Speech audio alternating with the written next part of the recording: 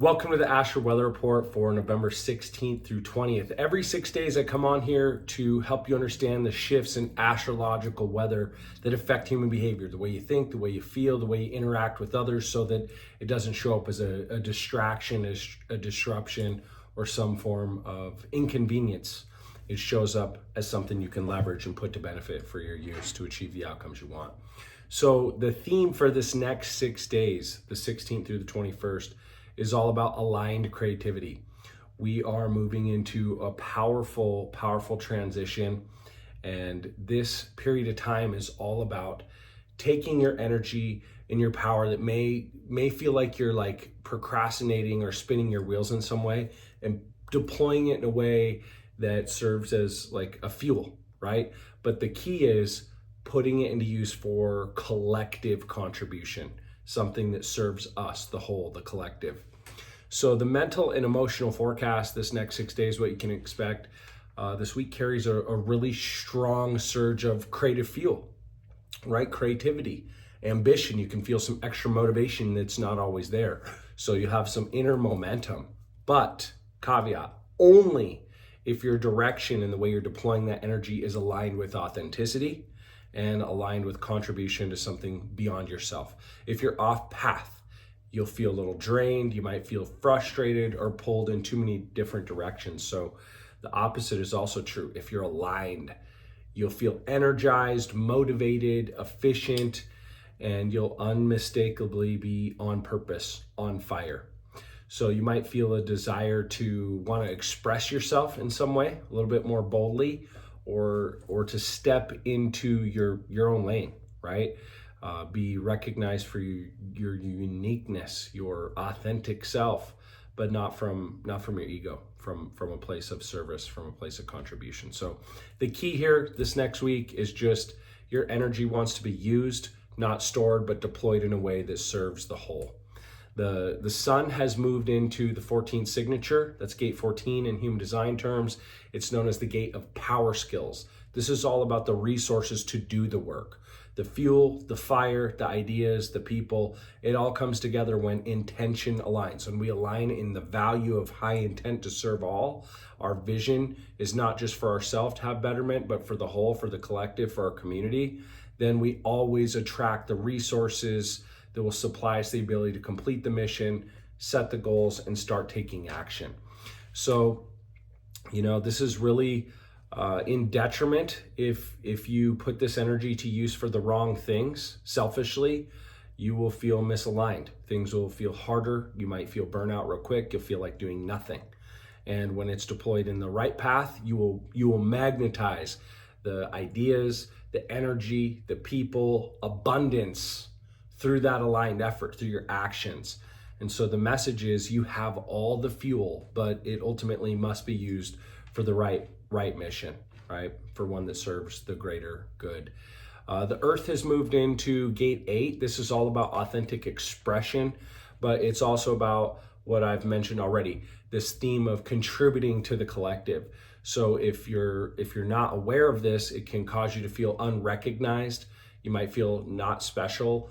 This is the ego, right? It might cause you to dim your uniqueness. You're like, maybe I need to be more like them to be more noticed. And the gift, the energy of positive leverage here is just, leadership is your authentic embodiment. Your highest self, your future self is not, a carbon copy of anyone or anything else. Yes, success leaves clues, but the unique version of you that leads is the one that shows up as you. Not compartmentalizing your personality, bringing all that to the forefront with an intention of servicing the whole and integrity to power. The world is most influenced by those people that dare to be themselves, right? To dare greatly. So, the lesson in both of these combined with the sun in 14 and the earth in gate 8 is just to, understand that more power is given to those that deploy it in use for something greater than themselves. That's the key theme. Aligned power becomes contribution, and there's more power to be given. The more authentic you are, the more influence you generate. So the top ways to navigate this energy, like I already mentioned, but definitely want to anchor, saying yes to obligations that drain your life force. I mean, that should seem obvious, but follow your feel good. In most cases, you can have comfort or you can have growth, but sometimes things just feel aligned. You know what aligned feels like. It means there could be hard work in the way, but it's exciting. So follow what lights you up, the things that ignite passion inside you. Say yes when it's a full body fuck yes, and it feels like it's something that's going to give you life force, no matter how hard the path. Trying to fit in, appease, people please. You can people please the wrong people all your life, and you'll never accomplish anything you want. So just don't try to, do things to impress or please people that don't really matter in the grand scheme. Working hard without an intention to serve the whole, it's obvious that's never going to bring as much fire, as much fuel. So yeah, do work that lights you up, that lights your soul on fire, that multiplies your impact as a result because the energy it gives back to you. And share your uniqueness, your perspective, your ideas, instead of waiting for permission. And some habits over this next few days, just define what is one mission that deserves your full energy this week, something that will help a lot of people, that's relevant, that will serve the collective, your community in some greater way. Definitely create before you consume this week. You have creative power. There's this feeling of, I don't know where to put it. Well, go and put it to research, create new ideas, create a structure, or create just a vision of what that would look like, even if you don't have a path there. Just create before you consume content this week. There's plenty of creative energy. Set some 90-minute timers, do some Pomodoro if you're not familiar with Pomodoro. It's like working 15 minutes straight, then taking a 5-minute break doing something you love.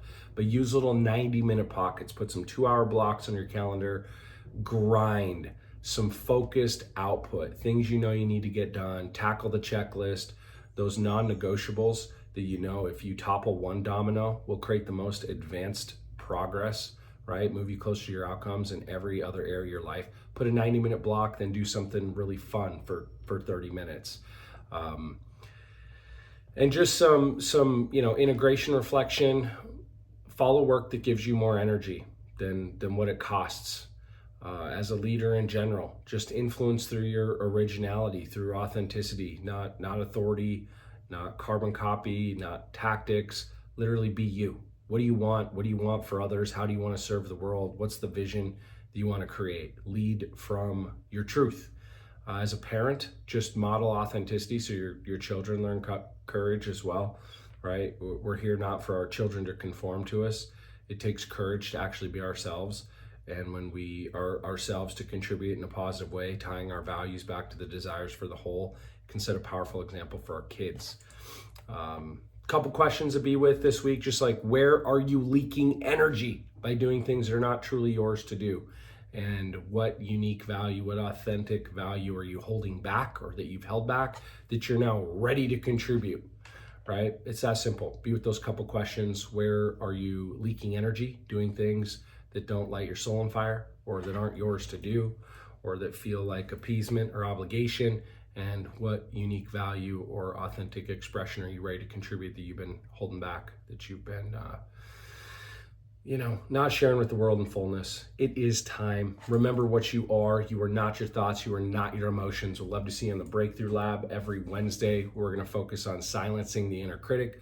Last week, we had a powerful in-person workshop at the AI Learning Center where we combined utilizing AI visual tech to silence the inner critic. So this week we're going to go deep on that. For those of you that ever have stories in your head that cause you to stall, to procrastinate, to be distracted in some way when you know that it's just an inner critic you're validating, we're going to help you silence that inner critic, rewire your subconscious, and start creating your future self. We'll see you here in another 6 days. In the meantime, infinite love, shine on. Bye for now.